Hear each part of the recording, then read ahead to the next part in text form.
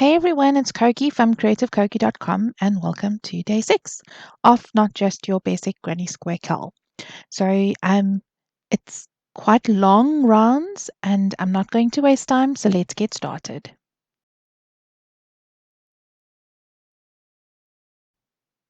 All right, round 22. There's those DC3 togethers. Now today we're going to work in those chain 2 spaces that we made last night or yesterday. Um, so let's start. In our chain 2 corner space, we are going to start with a standing double crochet and work 2 double crochets in the same space to create half a corner. There we go. Now you are going to skip the next 3 stitches, okay? And you're going to work in the chain 2 space and simply making 3 double crochets. So there you go, 3 double crochets in the chain 2 space. Okay, so we keep going. We just keep going in each of the spaces until we get to the end. It's as simple as that. And this round's going to go pretty quickly because your fingers are quite used to working these stitches. So this shouldn't take you too long. It's the DC3 together round I find that takes me quite a while to do. So yeah, essentially you just keep going, and in the next corner you work a 3 double crochet, chain 2, 3 double crochet. Um, yeah, so let me stop there, and I will then meet you at the end of this round.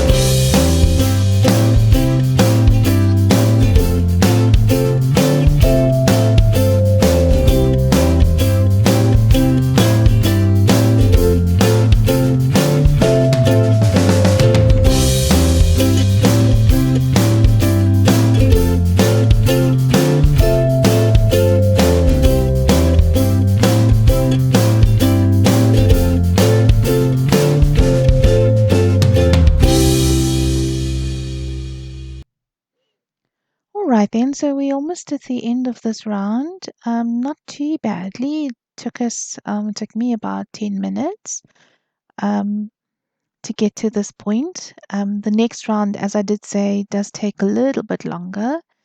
But once you get the hang of the stitch, it should go a lot smoother. I'm finding that my fingers are quite dry today because it is getting rather cold now, and I just have terribly dry skin in winter, and so I'm finding that the yarn is slipping quite a lot from my fingers, and I just want to go super fast, and then it's sort of getting in my way and annoying me. So, where a few of you asked, so how big is this blanket going to be? And my initial thought was, well, about a meter by a meter, which is the standard size for a baby blanket. But we've gone through so many new stitches, and I've sort of explained to you the logic and the sort of rationale behind the stitches and having the stitch counts correct, that you could actually just take whatever you've done and just keep going and making it bigger and adding on stitches because by the end of it you should know how many stitches you need for each pattern on each round, and it's quite simple to work out. Or you could just do the basic granny square stitch and alternate it with rounds of your solid double crochet and then just make it bigger. So I think I don't know. I'm always very optimistic and ambitious, and life does tend to catch up with me. But I'm thinking I'm going to keep this one for Italia and maybe just make it just a little bit bigger because she's no longer a little baby. She's now a toddler, so she needs something that's quite big, and she tosses and turns quite a bit at night. So right, we're at the end of this round, and essentially it's your 3 double crochet, which is your second half of that corner, and chain 2, and then I'm going to do an invisible knot, and I'll see you in the next round. And look, it's lying flat, it's lying square, it's looking great. See you just now. Okay then, so let's start round 23. And this round is your DC 3 together over 3 stitches. Now, what the last round has done is it's laid the foundation for you, and you essentially now just working over the 3 stitches, or the 3 DC that you made in the previous round. So a 3 double crochet, a half a corner. Now remember that chain 2. Okay, so that's the only thing to remember on this round is the chain 2, and then your double crochet 3 together over 3 stitches, chain 2, and then do it again. And I'm kind of going a little bit slowly here just to show you. I You'll find that I want to go so quickly that I forget the corner chain 2, so just watch out for that, and then just keep going to the end. And when you get to the last 3, then remember to make your chain 2 before you do your corner. Look, how pretty is that? It's like your traditional granny square stitch, except it's just a little bit different where now you've got them sort of upside down to each other. So it's just a variation of a stitch that you've already done, and it's looking good. I wasn't quite sure what colors to use and whether the pink and blue should go together, and I thought, why not? Now I've got to find some way of bringing that green back in because I still have quite a lot of that green. So let's have a look, maybe on the next pattern. Okay, I'm going to leave you to it, and I'll catch up with you at the end of the round.